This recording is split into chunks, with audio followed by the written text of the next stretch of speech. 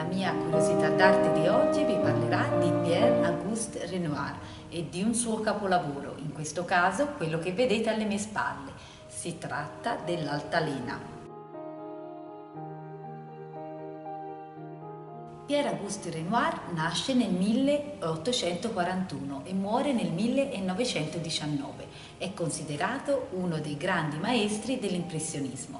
Egli condivise con gli artisti del suo tempo la vita bohemienne a Parigi e soprattutto la grande sfida che dovette affrontare l'impressionismo per affermarsi come movimento artistico.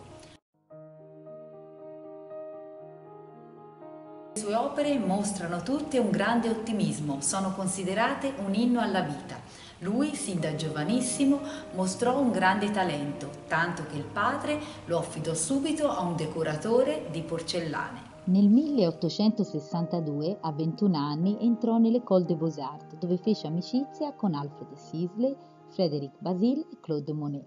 Quel gruppo di giovani artisti decise di abbandonare la pittura in studio per andare a dipingere all'aperto, en plein air, e così catturare tutta l'essenza della luce e dei colori. Renoir fu tra gli artisti che il 15 aprile del 1874 esposero le loro opere nella mostra allestita presso la Galleria del fotografo Nadar a Parigi, dando vita ufficialmente all'impressionismo. La giovinezza di Renoir fu segnata da ristrettezze economiche e nel 1890 sposò una delle sue modelle, Aline, che aveva conosciuto 10 anni prima. Da lei ebbe 3 figli. Renoir ritrasse Aline in molte delle sue opere più famose, come ad esempio nel dipinto La colazione dei canottieri, dove Aline è la graziosa ragazza con un cagnolino tra le braccia. Fu negli anni della maturità che Renoir ottenne il meritato successo, tanto che nel 1900 venne insignito della Legion d'Onore, massimo riconoscimento della Repubblica Francese. Renoir continuò a dipingere anche quando, ormai vecchio e colpito da artrite reumatoide, fu costretto su una sedia a rotelle. Pensate, per realizzare il suo ultimo capolavoro, Le Bagnanti del 1919, si fece legare il pennello al polso perché non gli cadesse dalla mano ormai malferma, poiché la malattia reumatica lo porterà a una paralisi completa degli arti inferiori e alla semiparalisi di quelli superiori. Inizialmente la pittura di Renoir si volge al paesaggio, ma ben presto si orienta verso la rappresentazione di soggetti umani, mirabilmente inseriti nel loro ambiente. Grande rilievo avranno infatti anche i soggetti femminili e le bagnanti. Nel 1881 si era recato in Italia e rimase colpito dalla dolce violenza dei colori mediterranei, sempre saturi, sempre squillanti. Lo studio delle opere di Raffaello mette tutta in crisi la sua visione impressionista della realtà, così che le forme dei suoi personaggi, anche e soprattutto le sue bagnanti, non hanno più la luminosa leggiadria di un tempo, ma il colore diventa più denso e a poco spariscono tutti i riferimenti al presente. Oggi vi parlerò dell'Altalena di Renoir, il dipinto che vedete alle mie spalle. L'originale si trova al Musée d'Orsay di Parigi e fu creato da Renoir nel 1876. Il tema dell'altalena ha una lunga tradizione figurativa, elaborata soprattutto nel corso della pittura rococò.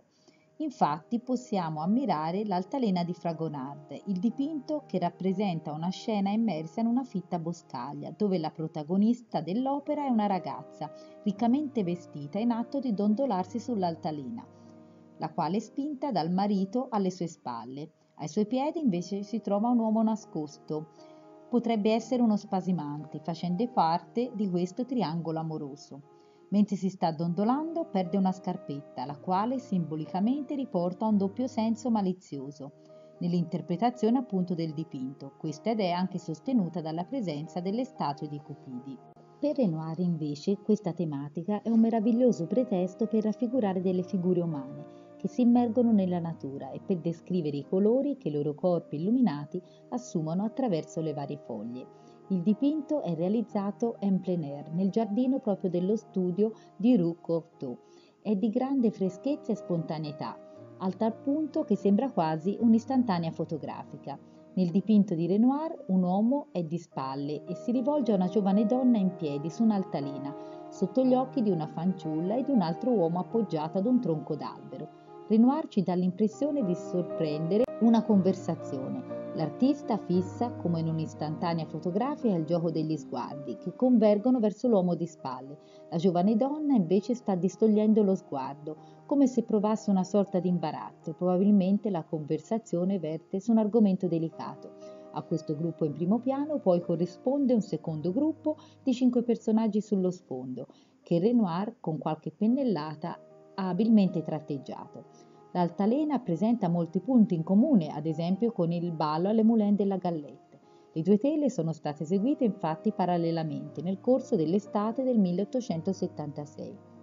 I modelli che hanno posato per l'altalena sono Edmond, il fratello di Auguste Renoir, il pittore Norbert e Jean Samary, una giovinetta di Montmartre. Figurano anche tra i ballerini gli stessi protagonisti dell'altro quadro. La stessa atmosfera di spensieratezza pervade le due opere. Come già presente nel ballo, anche nel caso dell'altalena di Renoir, ha soprattutto cercato di tradurre gli effetti di sole che illuminano la scena, filtrati da questo fogliame. Le vibrazioni luminose sono rese per mezzo di macchie di colore, specialmente sugli indumenti anche a terra. Anche la tecnica concorre a formare questa mobilità luminosa. Renoir infatti impiega una tavolozza giocata sulle armonie dei blu e anche dei gialli, adotta una pennellata molto minuta che frammenta la luce in tante piccole macchie di colore, creando così un effetto di dirompente gioiosità.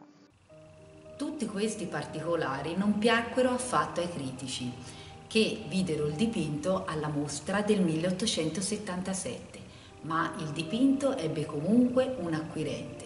Si tratta del pittore Gustave Caillebotte, che acquistò anche il ballo alle Moulin de la Galette.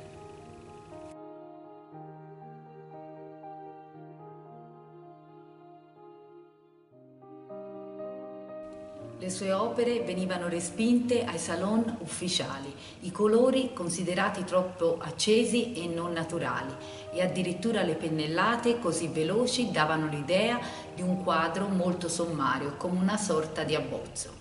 Invece sappiamo quanto quei critici di allora si sbagliassero. Vi aspetto alla prossima Curiosità d'Arte.